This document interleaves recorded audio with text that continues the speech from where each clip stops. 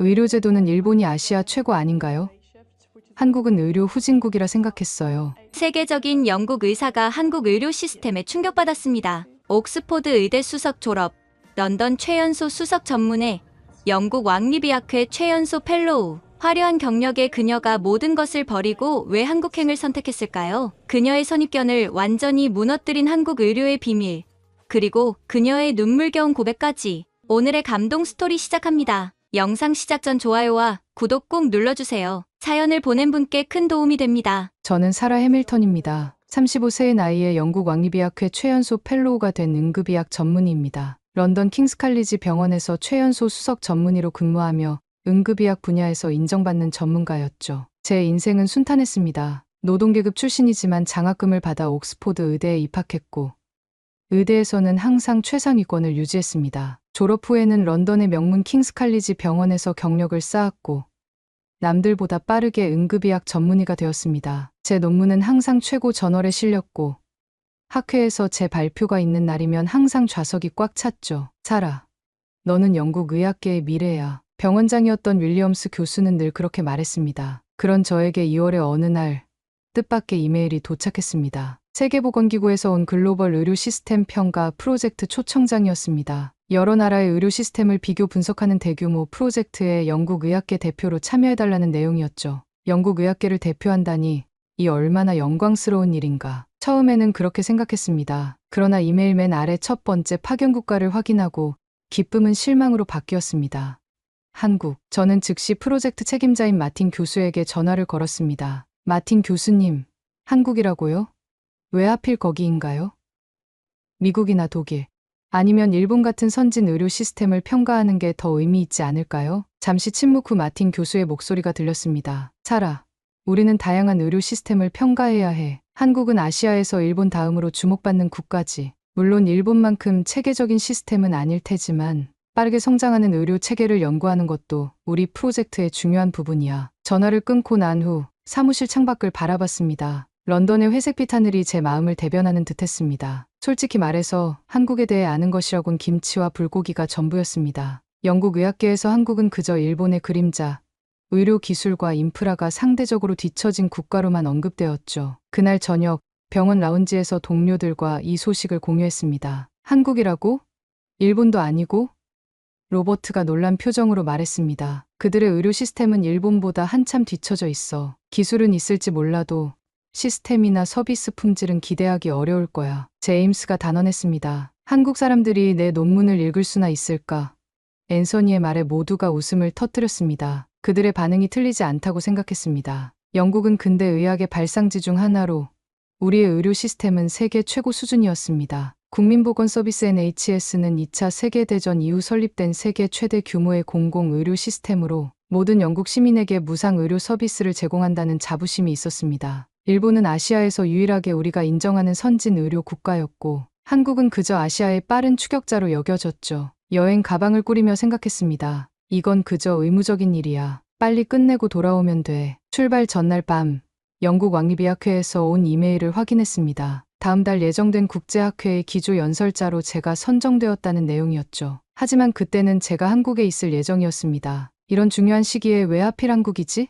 짜증이 밀려왔습니다. 하지만 어쩔 수 없었죠. 세계보건기구의 요청을 거절할 수는 없었으니까요. 인천행 비행기에 오르며 마음을 가다듬었습니다. 영국 의학의 대표로서 최선을 다하겠다고 다짐했습니다. 그리고 어쩌면, 정말 아주 어쩌면 그곳에서 무언가 배울 것이 있을지도 모른다는 작은 가능성을 열어두었습니다. 창밖으로 점점 작아지는 런던의 모습을 바라보며 생각했습니다. 사라, 넌 그저 객관적인 평가자일 뿐이야. 감정에 휘둘리지 말고 전문가로서 냉정하게 관찰하고 돌아오면 돼. 하지만 그때는 몰랐습니다. 이 비행이 제 인생의 방향을 완전히 바꿔놓게 될 거라는 사실을. 11시간의 긴 비행 끝에 인천국제공항에 도착했습니다. 비행기에서 내리는 순간 처음으로 한국 땅을 밟았죠. 지친 몸을 이끌고 입국 심사를 통과하는데 첫 인상이 의외였습니다. 공항이 놀라울 만큼 깨끗하고 현대적이었거든요. 이런 공항이라니 예상보다는 나쁘지 않네. 하지만 곧 자기 합리화가 따라왔습니다. 공항은 어느 나라나 국제적 기준에 맞추기 마련이지. 진짜 시스템은 이곳을 벗어나야 볼 수 있을 거야. 입국장을 나오자 제 이름이 적힌 팻말을 든 젊은 여성이 보였습니다. 해밀턴 박사님 안녕하세요?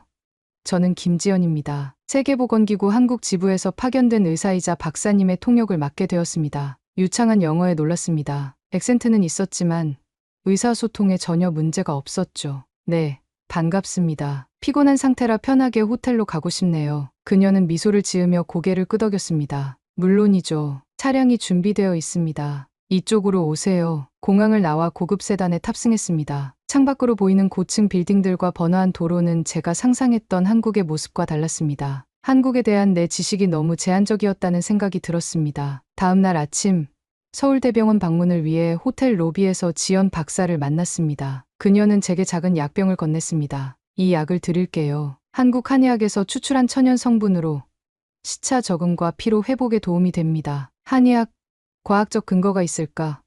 의구심이 들었지만 예의상 감사하다고 말했습니다. 차를 타고 이동하는 동안 지연 박사는 한국 건강보험 제도, 병원 체계, 의사 교육 시스템에 대해 상세히 설명해 주었습니다. 놀랍게도 꽤 체계적인 시스템이었습니다. 하지만 여전히 의구심이 남았습니다. 설명은 그럴듯하지만 실제로 얼마나 효율적으로 작동할까? 지연 박사님, 한국 사람들은 응급 상황에서 얼마나 빨리 의료 서비스를 받을 수 있나요? 대도시의 경우 응급차가 3분에서 5분 내에 도착하고 골든타임 내 처치율도 꽤 높습니다. 특히 서울의 경우 그녀의 말을 믿기 어려웠습니다. 런던에서도 응급차가 5분 내에 도착하는 건 쉽지 않은 일이었거든요. 서울대병원에 도착하자 현대적인 건물 디자인과 넓은 부지가 눈에 띄었습니다. 규모가 상당히 컸습니다. 겉모습만 번지르르할 뿐이겠지. 중요한 건 내부 시스템이야. 병원 자동문이 열리며 우리를 맞이했고 로비에는 보라색 정장을 입은 한국인 남성이 미소를 지으며 서 있었습니다. 해밀턴 박사님,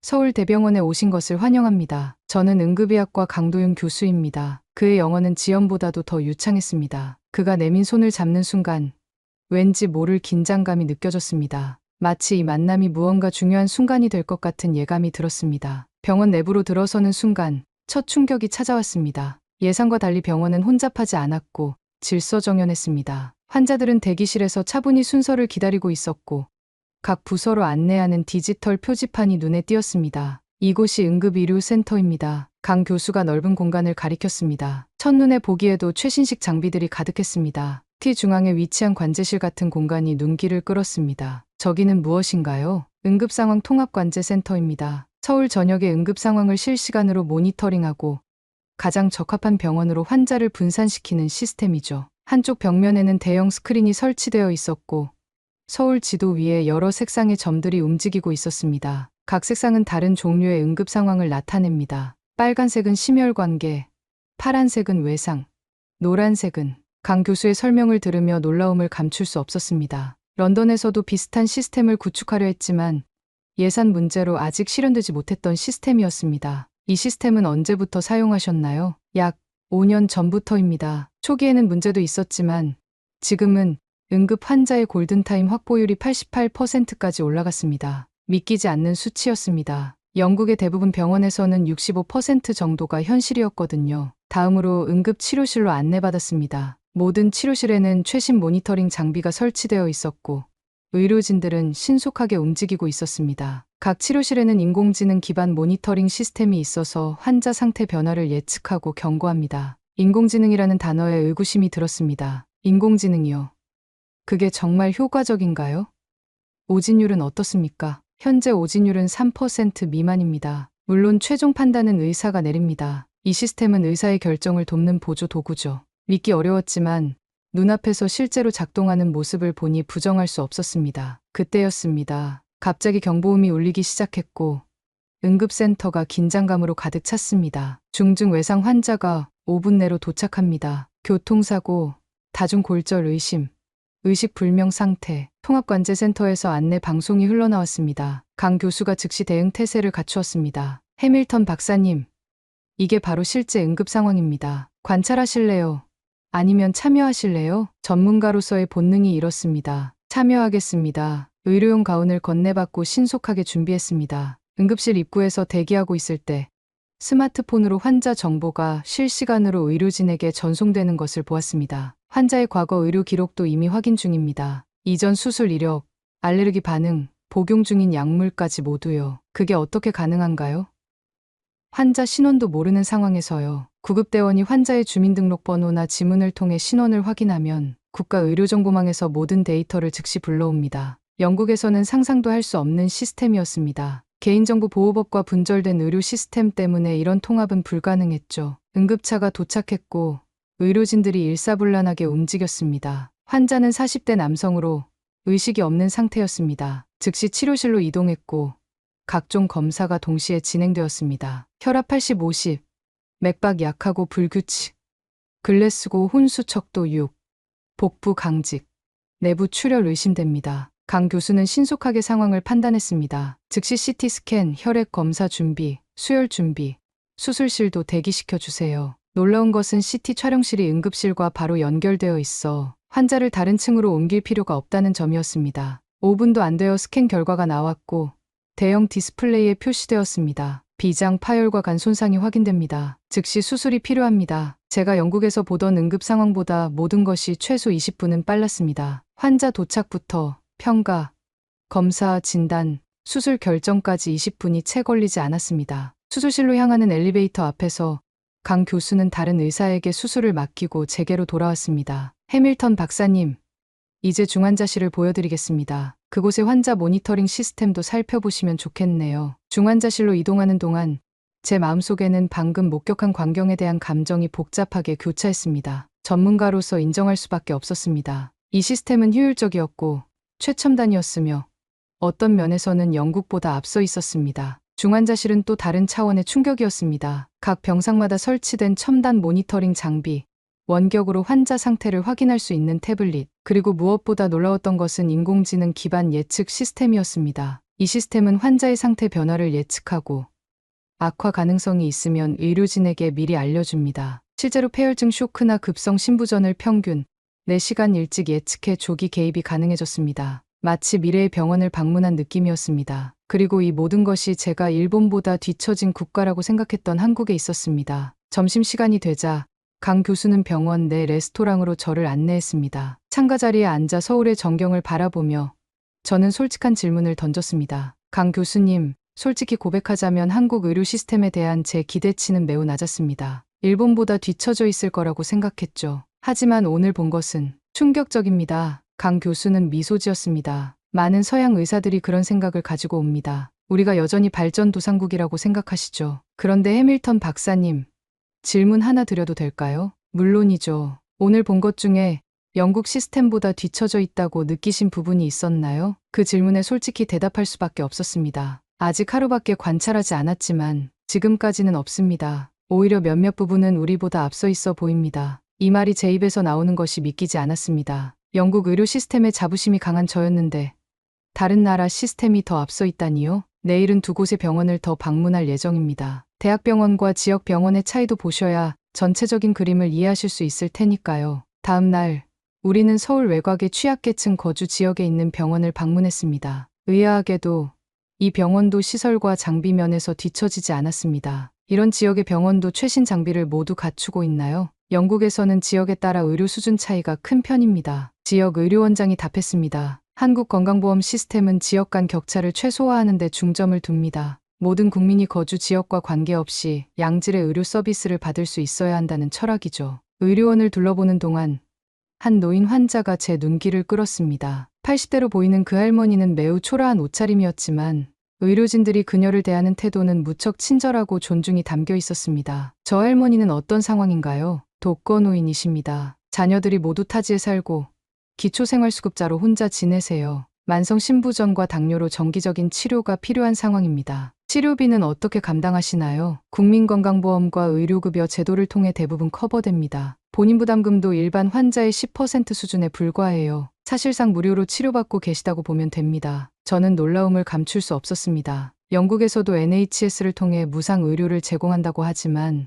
실제로는 예약 대기 시간이 길고 저소득층은 종종 필요한 치료를 제때 받지 못하는 경우가 많았기 때문입니다. 영국에서는 이론적으로는 무상 의료를 표방하지만 실제로는 많은 저소득층이 치료를 미루거나 포기하는 경우가 있어요. 특히 전문의 진료는 대기 시간이 몇 달씩 걸리기도 하죠. 의료원장이 고개를 끄덕였습니다. 한국도 완벽하지는 않습니다. 하지만 아파도 돈이 없어 병원에 못 간다는 상황만큼은 최대한 없애려고 노력해왔습니다. 그것이 의료의 기본 가치라고 생각하니까요. 그때 복도에서 작은 소동이 일어났습니다. 아까 본 할머니가 의료진들에게 무언가를 나눠주고 있었습니다. 저게 뭐죠?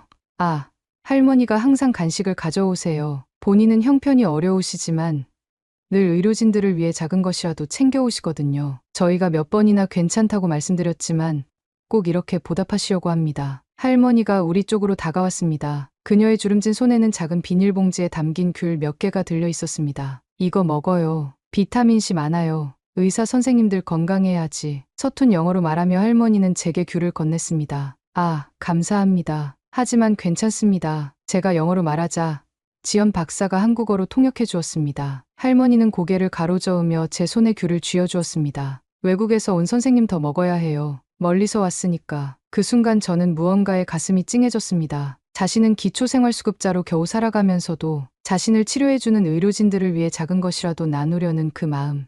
영국에서는 좀처럼 보기 어려운 광경이었습니다. 지연 박사가 귤을 받으며 웃었습니다. 이런 게 한국의 정이에요. 할머니들은 특히 뭐라도 나눠주셔야 직성이 풀리세요. 영국에서는 의사와 환자 사이가 꽤 형식적인 편이에요. 이런 따뜻한 교류는 드문 일이죠. 그날 저녁 호텔 방으로 돌아와 창밖의 서울 야경을 바라보며 생각했습니다. 내가 알던 세계와 다른 현실을 보고 있어. 첨단 기술도 놀랍지만 더 놀라운 건 이 시스템 속에 흐르는 인간적인 따뜻함이야. 일주일간의 공식 일정을 마치고 주말을 앞둔 금요일 저녁 강 교수가 제안을 했습니다. 해밀턴 박사님, 내일 저희 병원에서 하는 의료봉사활동에 함께 가보실래요? 서울 외곽의 노숙자 쉼터와 독거노인 가정을 방문하는 프로그램입니다. 호기심에 저는 흔쾌히 수락했습니다. 다음날 아침 일찍 병원 앞에 모인 봉사팀에 합류했습니다. 약 20명의 의료진이 세 대의 차량에 나눠 타고 출발했습니다. 이런 봉사활동은 얼마나 자주 하나요? 제가 물었습니다. 매달 한 번씩 공식적으로 진행합니다. 하지만 자발적으로 더 자주 참여하는 의료진도 많아요. 저희 병원에서는 연간 40시간 이상 봉사활동을 하면 인센티브도 제공합니다. 영국에서도 의료봉사활동이 있지만 이렇게 조직적으로 진행되는 경우는 드물어요. 첫 번째 방문지는 서울 외곽의 노숙자 쉼터였습니다. 그곳에서 약 30명의 노숙자들이 기다리고 있었습니다. 의료진들은 신속하게 진료소를 설치하고 기본 검진과 상담을 시작했습니다. 한 노숙자 남성이 제 진료 테이블로 왔습니다. 50대 중반으로 보이는 그는 오른쪽 다리를 심하게 절뚝거렸습니다. 통역해 드릴게요. 지연 박사가 말했습니다. 검진 결과 그는 오래된 무릎 관절염이 있었고 적절한 치료를 받지 못해 상태가 악화되어 있었습니다. 이분께 진통제와 소염제를 처방해드리고 물리치료를 받을 수 있는 방법을 알려드리는 게 좋겠네요. 약을 처방하고 난 후 저는 의아한 점을 물었습니다. 이분도 국민건강보험 혜택을 받을 수 있지 않나요? 왜 제때 치료를 받지 못했을까요? 강 교수가 설명했습니다. 법적으로는 가능합니다. 하지만 현실적인 문제가 있어요. 주소지가 불분명하거나 건강보험료를 체납한 경우 또는 단순히 병원에 가는 것 자체를 꺼리는 분들이 계세요. 그래서 저희가 직접 찾아가는 겁니다. 이게 서류상의 제도가 아니라 실제로 작동하는 시스템이라는 게 인상적이네요. 영국에서도 이상적인 정책은 많지만 실제 현장에서는 다른 경우가 많거든요. 두 번째 방문지는 저소득 독거노인 밀집 지역이었습니다. 좁은 골목길을 따라 낡은 주택가로 들어갔습니다. 첫 번째로 방문한 집은 80대 할머니의 집이었습니다. 문을 열자 놀라울 정도로 좁고 열악한 주거 환경이 눈에 들어왔습니다. 이 할머니는 10년 전 남편을 잃고 혼자 사세요. 자녀들과는 연락이 끊겼고 기초생활수급비로 근근히 살아가고 계십니다. 고혈압과 당뇨, 그리고 관절염이 있으세요. 할머니는 저희를 보자마자 환하게 웃으며 반겼습니다. 그리고 놀랍게도 준비해둔 듯 작은 테이블에 과일과 과자를 내놓기 시작했습니다. 아이고, 괜찮습니다. 저희는 진료하러 왔으니 편하게 계세요. 의사 중 한 명이 말했습니다. 하지만 할머니는 고집스럽게 음식을 더 꺼내왔습니다. 냉장고에서 요구르트를, 부엌 선반에서 건과일을. 분명 쉽게 살 수 있는 것들이 아닌데도 할머니는 계속해서 대접하려 했습니다. 왜 이렇게까지 하시는 걸까요? 제가 지연 박사에게 물었습니다. 한국의 정서예요. 특히 2세대 어르신들은 손님이 오면 무언가 대접하지 않으면 예의가 아니라고 생각하세요. 자신이 가진 것이 적어도 그것을 나누는 것이 당연하다고 여기시죠. 진료를 시작하려는데 할머니는 또다시 냉장고로 향했습니다. 이제 그만하세요, 어머니. 이미 충분해요. 의사가 말했지만 할머니는 끝내 작은 통조림 과일까지 꺼내왔습니다. 제가 평소에 아껴두었어요. 특별한 날에만 먹으려고. 그 말을 듣는 순간 저도 모르게 눈시울이 뜨거워졌습니다. 그렇게 어렵게 살면서도 특별한 나를 위해 아껴둔 소중한 것을 우리와 나누려는 마음. 의사라는 직업을 15년 넘게 해왔지만 이런 순간은 처음이었습니다. 할머니의 혈압과 혈당을 체크하고 약 복용 상태를 확인했습니다. 그녀의 작은 방에는 약통이 가지런히 정리되어 있었고 복용 기록도 꼼꼼하게 적혀 있었습니다. 약은 잘 드시나요? 네, 선생님 말씀대로 꼭꼭 챙겨 먹어요. 내 건강은 내가 지켜야지. 의학적으로는 간단한 진료였지만 할머니와의 대화는 마음을 따뜻하게 했습니다. 그녀는 자신의 어려운 상황에도 불구하고 긍정적인 마음을 잃지 않았고 오히려 우리를 걱정하는 모습을 보였습니다. 선생님들 점심은 드셨어요?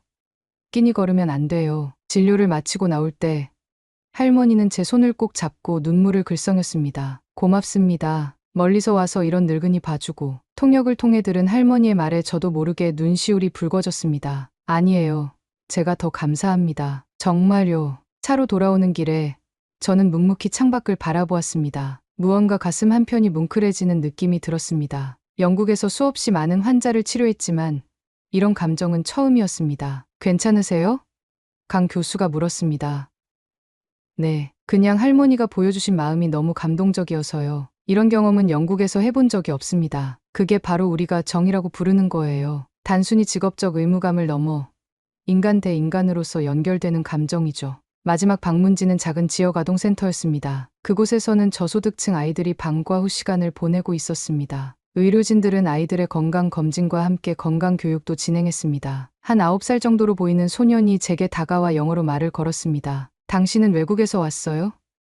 어디서 왔어요? 영국에서 왔어. 너는 영어를 잘하는구나. 유튜브로 배웠어요. 저도 나중에 의사 선생님처럼 되고 싶어요. 그래서 외국에 가서 공부하려고요. 아이의 순수한 꿈에 저는 미소 지었습니다. 넌 분명 훌륭한 의사가 될 거야. 봉사활동을 마치고 돌아오는 차 안에서 강 교수가 물었습니다. 오늘 어떠셨어요? 많이 피곤하셨을 텐데. 아니요. 오히려 충만한 하루였습니다. 이런 봉사활동이 의료의 본질을 일깨워주는 것 같아요. 잠시 생각에 잠긴 후 덧붙였습니다. 영국에서도 의료 봉사를 해봤지만 오늘은 뭔가 달랐어요. 환자들과 의료진 사이의 단순한 치료자와 환자 이상의 관계가 느껴졌거든요. 그날 밤 호텔 방에서 혼자 있을 때 저는 눈물을 흘렸습니다. 처음으로 제가 받은 의학 교육과 영국 의료 시스템에 대한 의문이 들었습니다. 우리는 항상 효율성과 과학적 근거를 강조했지만 그 과정에서 잃어버린 것은 없었을까? 환자를 단순한 케이스가 아닌 한 사람으로 대하는 진정한 의료의 본질을 놓치고 있었던 건 아닐까? 일기장을 꺼내 오늘의 감정을 기록했습니다. 오늘 나는 의사로서 가장 소중한 교훈을 배웠다. 의학은 단순히 질병을 치료하는 것이 아니라 사람을 치료하는 것이다. 약물과 수술보다 때로는 따뜻한 눈빛과 진심 어린 관심이 더 강력한 치료제가 될 수 있다는 것을. 공식 방문 일정이 끝나가던 마지막 날, 강 교수는 제게 특별한 제안을 했습니다. 해밀턴 박사님, 병원 외래 진료를 직접 참관해 보시겠어요? 한국 의사들이 실제로 어떻게 환자를 대하는지 보실 수 있을 겁니다. 새벽 6시, 우리는 병원에 도착했습니다. 놀랍게도 이미 많은 환자들이 대기하고 있었습니다. 이렇게 일찍부터 진료가 시작되나요? 네, 직장인들이 출근 전에 진료받을 수 있도록 일부 클리닉은 이른 아침부터 운영합니다. 저녁에는 9시까지 연장 진료하는 곳도 있고요. 그날 제가 참관한 의사는 60대 중반의 베테랑 내과 의사였습니다. 그는 매 환자마다 놀라울 정도로 세심한 관심을 보였습니다. 이 할아버지는 15년째 저희 병원에 다니시는 분입니다. 당뇨와 고혈압이 있으신데 요즘 손주를 돌보느라 본인 건강을 소홀히 하고 계세요. 의사는 환자의 혈압과 혈당 수치를 확인한 후 갑자기 환자에게 물었습니다. 할아버지, 지난번에 말씀하신 따님 취직은 잘 되셨어요? 그리고 손주는 어린이집 적응 잘하나요? 영국에서라면 상상하기 어려운 장면이었습니다. 의사가 환자의 사적인 삶에 그 정도로 관심을 가지는 경우는 드물었거든요. 진료가 끝난 후 제가 물었습니다. 환자의 개인적인 상황까지 그렇게 자세히 기억하시는 건가요? 의사가 미소를 지었습니다. 환자의 건강은 단순히 신체적 상태만이 아니라 그들의 삶 전체와 연결되어 있습니다. 할아버지의 혈압이 올라간 이유가 손주를 돌보느라 스트레스를 받고 약 복용을 소홀히 했기 때문이라면 그런 상황을 이해하는 것이 치료의 한 부분이죠. 다음 환자는 30대 여성이었습니다. 그녀는 최근 이사 온 새로운 환자였고 만성 두통으로 진료를 받으러 왔습니다. 의사는 기본적인 문진 후에 갑자기 물었습니다. 혹시 최근에 많이 스트레스 받으셨나요? 이사하시느라 힘드셨을 텐데. 여성의 눈에 눈물이 고였습니다. 네, 사실 이사하면서 남편과 많이 다투었어요. 그리고 새 직장에서도 적응하기 힘들고 의사는 진심 어린 눈빛으로 그녀의 이야기를 들었습니다. 그리고 나서 간단한 신체 검사와 함께 스트레스 관리법에 대한 조언도 함께 제공했습니다. 약만으로는 해결되지 않을 수 있어요. 잠시라도 자신만의 시간을 가지세요. 그리고 이 병원 지하에 있는 명상 프로그램도 한번 참여해 보시는 게 어떨까요? 무료로 운영되고 있어요. 진료실을 나오면서 저는 깊은 인상을 받았습니다. 이곳의 의사들은 환자의 질병만 보는 것이 아니라 환자라는 사람 전체를 보고 있었습니다. 점심시간에 강 교수와 둘이서 병원 카페테리아에 앉았을 때 제가 솔직하게 물었습니다. 강 교수님, 정말 솔직히 물어봐도 될까요? 한국 의료 시스템이 일본보다 나은 점이 있나요? 강 교수는 잠시 생각하더니 대답했습니다. 일본 시스템은 분명 뛰어납니다. 하지만 저는 한국이 두 가지 측면에서 더 앞서 있다고 생각해요. 첫째, 디지털 통합 속도입니다. 일본은 전통과 관례를 중시하는 문화 때문에 디지털화가 상대적으로 느립니다. 둘째, 한국은 의료 접근성 측면에서 더 포용적이에요. 일본에서는 여전히 사회적 지위나 경제력에 따른 의료 격차가 있지만 한국은 그런 격차를 최소화하기 위해 노력해왔죠. 그의 말에 저는 깊이 공감했습니다. 지난 2주간 보고 느낀 것들이 바로 그것이었으니까요. 사실 처음 왔을 때는 매우 회의적이었어요. 하지만 이제는 인정하지 않을 수 없네요. 한국의 의료 시스템은 정말 인상적입니다. 강 교수의 눈이 반짝였습니다. 감사합니다. 사실 저희도 영국의 NHS로부터 많이 배웠어요. 보편적 의료 접근성이라는 가치는 영국에서 먼저 시작된 것이니까요. 대화가 이어지는 동안 제 마음속에서는 작은 변화가 일어나고 있었습니다. 영국으로 돌아가면 이 경험을 어떻게 공유할지, 어떻게 하면 두 나라의 장점을 결합할 수 있을지 생각하기 시작했습니다. 영국으로 돌아온 후 저는 세계보건기구의 한국 의료 시스템에 대한 보고서를 제출했습니다. 예상대로 많은 동료들이 의아해했습니다. 사라, 정말 한국 의료가 그렇게 발전했다고? 좀 과장된 것 아니야? 킹스칼리지 병원에서 한국 의료 시스템에 대한 브리핑을 할 때도 비슷한 반응이었습니다. 일부는 관심을 보였지만 다른 일부는 여전히 회의적이었습니다. 그런 중앙화된 시스템은 개인정보 보호에 취약하지 않나? 물론 그런 우려가 있지만 한국은 강력한 암호화와 접근 제한 시스템을 갖추고 있어요. 그리고 이런 통합의 장점이 위험을 크게 상쇄한다고 생각합니다. 브리핑 후 병원장인 윌리엄스 교수가 저를 사무실로 불렀습니다. 사라, 흥미로운 보고였어. 하지만 솔직히 말하면 너무 이상적으로 들렸어. 실제 한국 의료 시스템은 분명 약점도 있을 텐데. 물론 있습니다, 교수님. 한국 시스템도 완벽하지 않아요. 의사들의 과로, 일부 농촌 지역의 의료 접근성 문제 등이 있습니다. 하지만 그럼에도 우리가 배울 점이 많다고 생각해요. 윌리엄스 교수는 고개를 끄덕였지만 완전히 설득되지는 않은 것 같았습니다. 보고서를 제출하면 검토해보겠네. 하지만 현실적인 제안이 되어야 한다는 점을 명심하길 바라. 몇 주 후, 저는 병원 디지털 전환위원회에 참여해 한국에서 보고 배운 것을 적용하기 위해 노력했습니다. 하지만 변화는 쉽지 않았습니다. 영국의 오래된 의료 체계와 관행은 쉽게 바뀌지 않았고, 많은 동료들은 우리 방식이 최선이라는 생각에 사로잡혀 있었습니다. 그러던 어느 날, 응급실에서 일하던 중 심각한 교통사고 환자가 들어왔습니다. 환자의 이전 의료 기록을 확인하는 데 시간이 지체되었고, 이로 인해 중요한 시간이 낭비되었습니다. 이런 상황에서 한국 시스템이라면 즉시 모든 기록에 접근할 수 있었을 텐데 한숨을 내쉬며 생각했습니다. 다행히 환자는 안정을 찾았지만 이 경험은 제게 큰 자극이 되었습니다. 변화를 만들기 위해 더 적극적으로 행동해야 한다고 느꼈습니다. 한 달 후 예상치 못한 기회가 찾아왔습니다. 세계보건기구에서 한영의료 교류 프로그램을 계획 중이며 제가 영국 측 코디네이터로 참여해달라는 요청이 온 것입니다. 당신의 한국 경험과 두 시스템에 대한 이해가 이 프로젝트에 큰 도움이 될 것입니다. 이 제안을 받고 곧바로 강 교수에게 연락했습니다. 그는 이미 한국 측 담당자로 지명받았다고 했습니다. 우리가 함께 일하게 되다니 정말 기쁩니다. 이번 기회로 양국 의료 시스템의 장점을 결합할 수 있을 거예요. 프로그램의 일환으로 다시 한국을 방문했을 때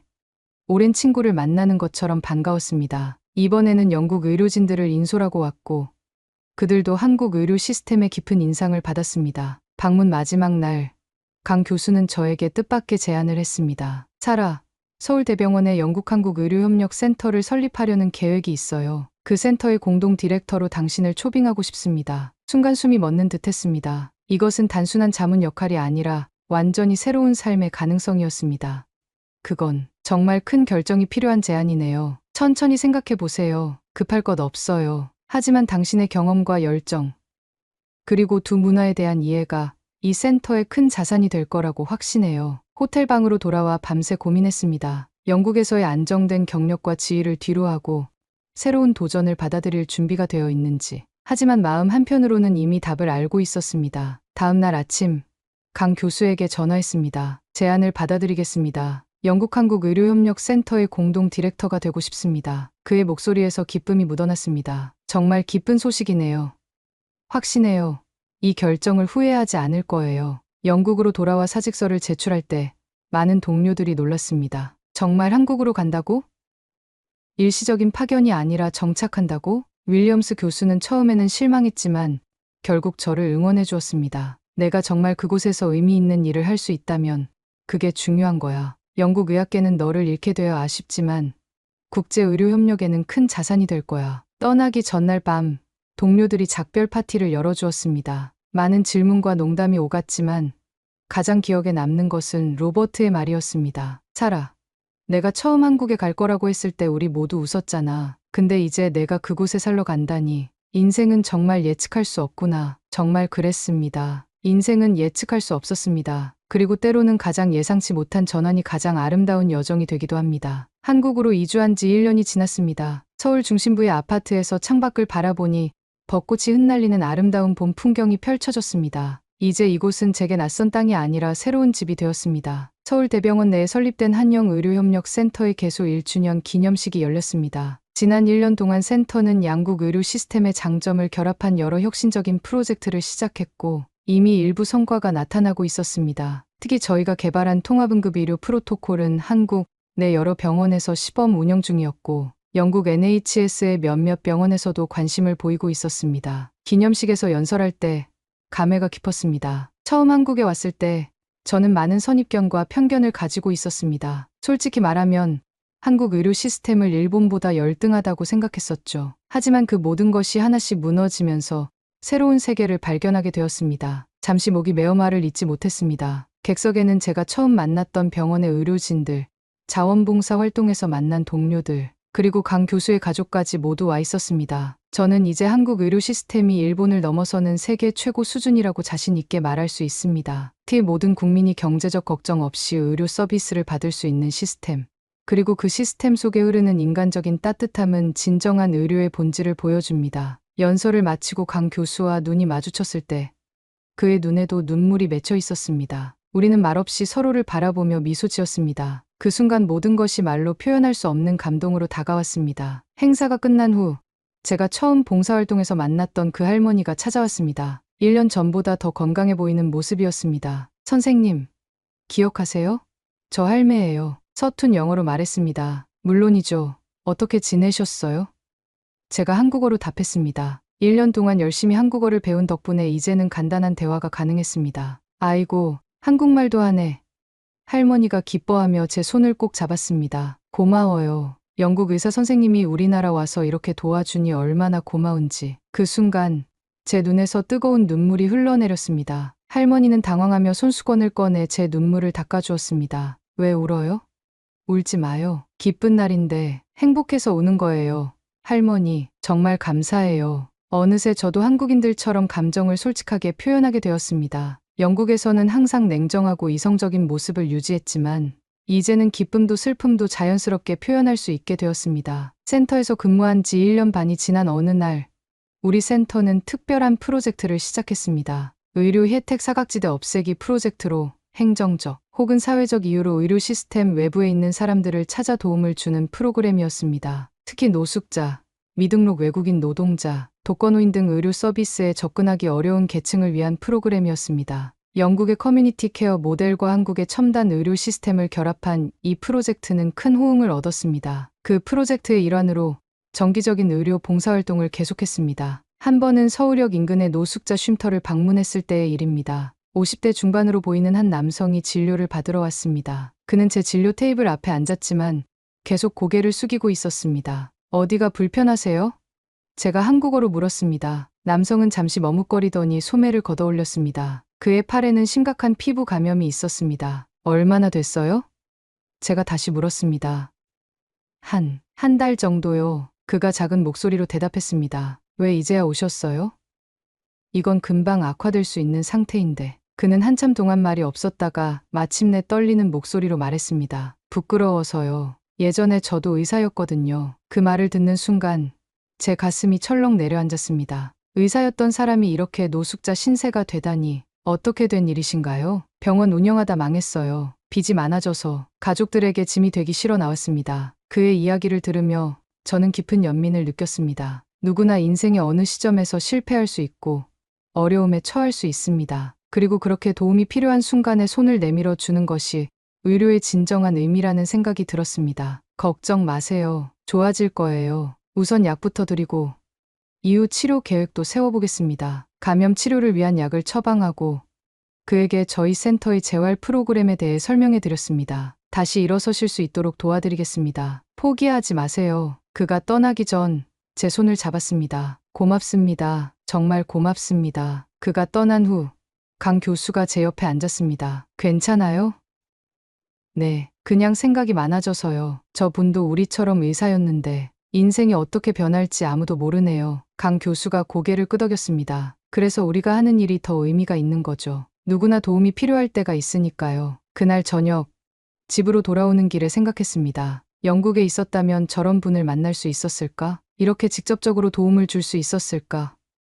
그리고 이런 생각이 들었습니다. 내가 있어야 할 곳은 여기구나. 시간이 흐르면서 제 한국어는 점점 유창해졌고 한국 문화에 대한 이해도 깊어졌습니다. 여전히 가끔은 문화적 차이로 인한 오해가 생기기도 했지만 그런 순간마다 배움의 기회로 삼았습니다. 특히 기억에 남는 것은 제가 한국에 온 지 2년이 되던 날 강 교수의 가족이 저를 위해 집들이 파티를 열어준 것입니다. 저는 새 아파트로 이사했는데 강 교수의 가족뿐만 아니라 병원 동료들, 심지어 제가 자원봉사 활동에서 만났던 환자들까지 찾아와 축하해 주었습니다. 그 자리에서 강 교수의 어머니가 제게 특별한 선물을 주셨습니다. 한국 전통 매듭으로 만든 장식품이었는데 인연이라는 의미가 담겨 있다고 했습니다. 이게 뭐냐면 예전에는 사람과 사람 사이의 인연을 소중히 여겼어요. 멀리서 온 사라에게 우리 가족과의 인연을 기억하라고 주는 거예요. 그 순간 저는 또다시 눈물이 났습니다. 한국에서 저는 단순한 동료나 외국인 의사가 아니라 진정한 가족이 되어가고 있었습니다. 정말 감사합니다. 제 인생에서 가장 소중한 선물이에요. 그 매듭 장식은 지금도 제 책상 위에 있습니다. 힘든 날이 있을 때마다 그 장식을 보며 제가 여기 있는 이유를 떠올립니다. 한국 생활 3년째, 저는 세계보건기구의 초청으로 영국을 방문하게 되었습니다. 런던에서 열리는 국제의료 컨퍼런스에서 한영의료협력센터의 성과를 발표하는 자리였습니다. 히드로 공항에 도착했을 때 묘한 기분이 들었습니다. 이곳은 제가 태어나고 자란 곳이지만 이제는 어딘지 낯설게 느껴졌습니다. 런던의 친숙한 거리를 걸으며 이 3년 동안 제 자신이 얼마나 변했는지 새삼 깨달았습니다. 킹스칼리지 병원을 방문했을 때 옛 동료들은 저를 반갑게 맞아주었습니다. 사라, 너무 달라 보이는구나. 한국 생활이 잘 맞나 보네. 윌리엄스 교수가 웃으며 말했습니다. 네, 정말 많은 것이 변했어요. 한국이 정말 그렇게 좋아? 저는 잠시 생각하다가 대답했습니다. 저에게는 좋아요. 물론 힘든 점도 있지만 그곳에서 제가 진정한 의사로서의 가치를 재발견했거든요. 병원을 둘러보며 예전에는 미처 보지 못했던 문제점들이 눈에 들어왔습니다. 디지털화되지 않은 기록 시스템, 부서 간 소통 부재, 그리고 무엇보다 환자보다 절차를 우선시하는 관행들. 컨퍼런스 당일 저는 환자 중심 의료의 재발견 한영협력 모델이라는 주제로 발표를 했습니다. 발표장에는 예상보다 많은 청중이 모였고 심지어 영국 보건부 장관도 참석했습니다. 오늘 제가 나눌 이야기는 단순한 의료 시스템의 비교가 아닙니다. 이것은 의료의 본질로 돌아가는 여정에 관한 이야기입니다. 저는 한국에서의 경험, 특히 자원봉사 활동에서 만난 사람들의 이야기를 진솔하게 나눴습니다. 기술적인 측면보다는 인간적인 측면에 초점을 맞췄습니다. 한국에서 제가 배운 가장 큰 교훈은 첨단 기술과 따뜻한 인간미가 공존할 수 있다는 것입니다. 우리는 종종 이 둘을 대립되는 것으로 봅니다. 효율성을 높이면 인간적 접촉이 줄어든다고 생각하죠. 하지만 한국은 이 두 가지를 절묘하게 결합했습니다. 발표가 끝난 후 많은 질문과 토론이 이어졌습니다. 가장 인상적이었던 것은 한 젊은 의대생의 질문이었습니다. 해밀턴 박사님, 저는 곧 의사가 될 예정인 학생입니다. 한국의 그런 환자 중심 접근법을 우리도 배울 수 있을까요? 아니면 그것은 문화적 특성 때문에 영국에서는 불가능한 일인가요? 그 질문에 저는 진심을 담아 대답했습니다. 문화적 차이는 분명히 있습니다. 하지만 환자를 한 인간으로 존중하고 그들의 이야기에 귀 기울이는 것은 보편적인 가치입니다. 우리가 놓치고 있는 것은 어쩌면 그 단순한 진리일지도 모릅니다. 기술은 도구일 뿐, 그것을 어떻게 사용하느냐는 우리의 선택입니다. 컨퍼런스 후 보건부 장관이 직접 저를 찾아왔습니다. 해밀턴 박사, 감동적인 발표였습니다. 저희도 NHS 개혁을 논의 중인데 한영협력센터의 모델에 대해 더 자세히 듣고 싶습니다. 시간이 되시면 내일 저희 사무실로 와주시겠어요? 물론입니다, 장관님. 영광이죠. 다음날 보건부 회의에서 저는 한국 의료 시스템의 장점과 그것을 영국에 어떻게 적용할 수 있을지에 대해 더 구체적으로 설명했습니다. 디지털 건강 기록 통합, 응급 의료 개선, 그리고 의료 접근성 향상에 초점을 맞췄습니다. 가장 중요한 것은 환자가 시스템의 중심에 있어야 한다는 점입니다. 그리고 모든 국민이 경제적 장벽 없이 의료 서비스를 받을 수 있어야 합니다. 이것은 영국 NHS의 창립 이념이기도 하죠. 회의가 끝난 후 장관은 제 손을 꼭 잡았습니다. 해밀턴 박사, 당신의 통찰력에 감사드립니다. 앞으로도 이런 국제적 협력이 계속되길 바랍니다. 영국 방문 마지막 날, 저는 옥스포드 의대에서 학생들에게 특별 강연을 했습니다. 제가 졸업한 모교에서 이제는 해외 전문가로 강연을 하는 것이 감회가 새로웠습니다. 의학을 공부하는 여러분에게 드리고 싶은 말은 이것입니다. 편견을 버리세요. 다른 문화, 다른 시스템에서 배울 준비를 항상 하세요. 그리고 무엇보다 환자를 먼저 생각하세요. 강연이 끝나고 한 학생이 다가왔습니다. 박사님, 저도 나중에 해외에서 일해보고 싶어요. 어떻게 시작해야 할까요? 열린 마음을 가지세요. 그리고 기회가 왔을 때 두려워하지 말고 도전하세요. 때로는 가장 예상치 못한 경로가 가장 보람있는 여정이 되곤 합니다.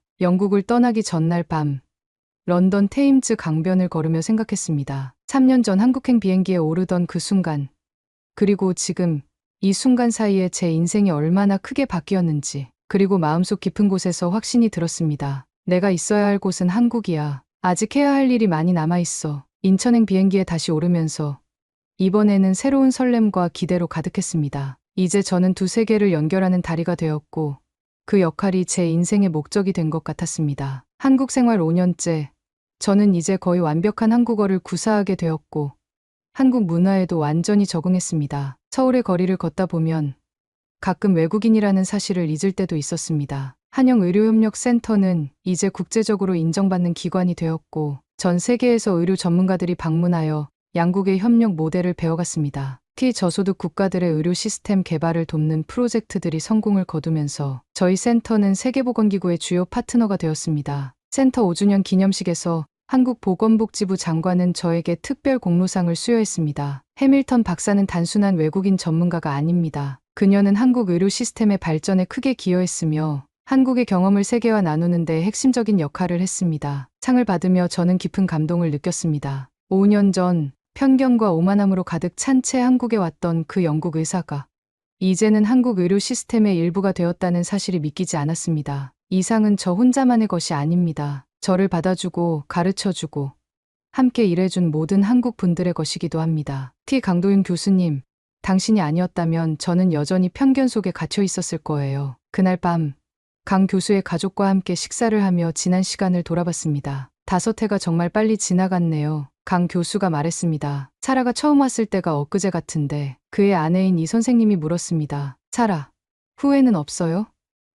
영국에서의 커리어를 포기하고 이곳에 온 것이. 저는 진심으로 대답했습니다. 전혀요. 오히려 이곳에서 저는 더 나은 의사, 더 나은 사람이 되었어요. 제가 영국에 남아 있었다면 아마 훌륭한 경력은 쌓았을지 몰라도 지금처럼 충만한 삶을 살지는 못했을 거예요. 이 선생님의 눈에 눈물이 맺혔습니다. 우리에게도 사라는 가족이에요. 정말 고마워요. 그들의 아이들은 이제 각각 13살, 11살이 되었고 저는 이들에게 영국 이모로 불리며 특별한 존재가 되었습니다. 주말마다 영어를 가르쳐주고 영국 문화에 대해 이야기해주는 시간은 저에게도 큰 기쁨이었습니다. 센터의 일과 별개로 저는 여전히 정기적으로 의료 봉사활동에 참여했습니다. 제가 처음 방문했던 그 독거노인 밀집 지역은 이제 저희 특별한 장소가 되었습니다. 그날 봉사활동에서 만났던 할머니는 안타깝게도 2년 전 돌아가셨지만 그 동네의 다른 어르신들은 저를 마치 가족처럼 반겼습니다. 영국 선생님 왔다. 그들이 반가워하며 외칠 때마다 가슴이 따뜻해졌습니다. 한 번은 봉사활동을 마치고 돌아오는 길에 강 교수가 물었습니다. 사라, 혹시 언제 영국으로 돌아갈 계획 있어요? 그 질문에 저는 잠시 생각하다가 대답했습니다.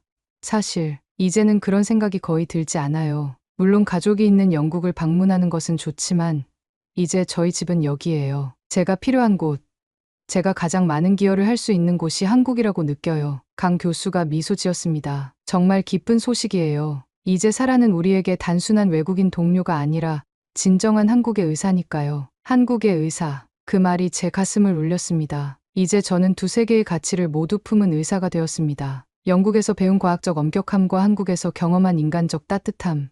이 둘을 결합한 새로운 유형의 의사로 거듭난 것입니다. 오늘 사연 어떠셨나요? 첨단 기술과 따뜻한 정이 공존하는 곳. 한국의 의료 시스템에서 사라 해밀턴 박사는 자신의 삶까지 바꿀 진정한 의사의 가치를 발견했습니다. 선입견은 우리의 시야를 가두지만 그 벽을 넘었을 때 비로소 새로운 세계가 열립니다. 해밀턴 박사처럼 여러분도 익숙함의 경계를 넘어 더 넓은 세상을 만나보세요. 오늘 이야기에 감동받으셨다면 좋아요와 구독 버튼을, 주변의 소중한 분들에게도 이 이야기를 전하고 싶다면 공유 버튼을 눌러주세요. 댓글로 여러분의 경험도 나눠주세요. 누군가에게 큰 영감이 될 수 있습니다. 다음 감동 스토리로 곧 찾아뵙겠습니다. 시청해주셔서 감사합니다. 지금까지 코리아 원더풀이었습니다.